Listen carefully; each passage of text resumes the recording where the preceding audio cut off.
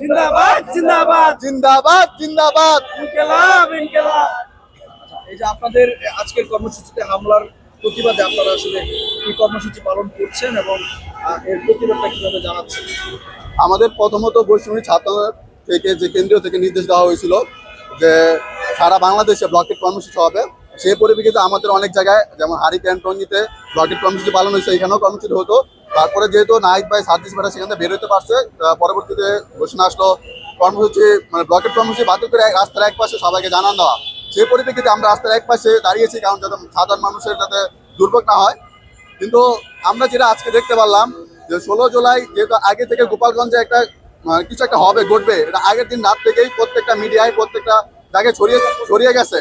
এটা প্রত্যেকটা আইন শৃঙ্খলায় জানতো, কিন্তু জানার পরেও আইন শৃঙ্খলা বাহিনী আমরা সকালবেলা দেখছি মাত্র একটা গাড়িতে 5-6টা পুলিশ নিয়ে সেখানে গেছে। এত বড় একটা গোপালগঞ্জ জায়গায় মানে গুমরিয়া বসা ছিল, সেখানে আমাদের একটা গাড়ি কিভাবে যায়? এবং যে নিরাপত্তাটা দেওয়ার কথা ছিল তার কোনো বিন্দুমাত্র পরিমাণ নিরাপত্তা এখানে আমরা মিডিয়াতে মানে একটু আগেও 3টার দিকে আমরা দেখতেছিলাম যে কিছু সংখ্যক পুলিশ ছাড়া আর কোনো কেউই ছিল না, মাত্র 50 থেকে 60 জন পুলিশ ছিল।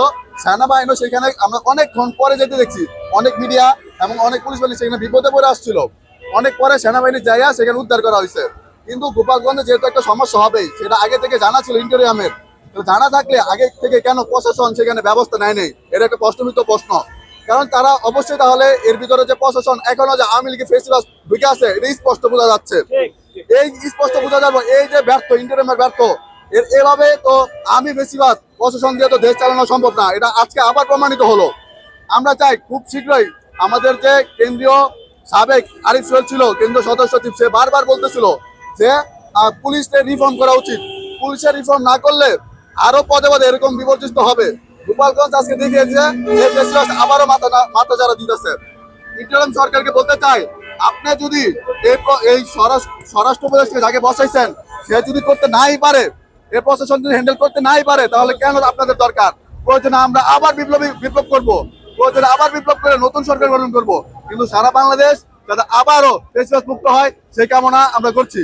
যদি এরকম চলতে থাকে আমরা চাই আমরা এরপর আরো বড় শহর করে আরো বড় কর্মসূচি ঘোষণা দিব।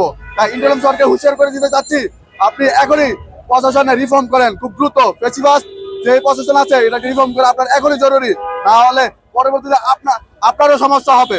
এবং আমাদের যে ছাত্র জনতার যে ঘোষণাপত্র দেওয়ার কথা, জুলাই ঘোষণাপত্র খুব শীঘ্রই দিয়ে দেন, না হলে আমরা আবার ইন্টারিম সরকারের বিরুদ্ধে আবার আমরা প্রতিবাদ বিক্ষোভ মিছিল ঘোষণা করবো। ইনকিলাব ইনকিলাব জিন্দাবাদ জিন্দাবাদ জিন্দাবাদ ইনকিলাব ইনকিলাব ইনকিলাব ইনকিলাব। জিন্দাবাদ জিন্দাবাদ। আল্লাহ হাফিজ।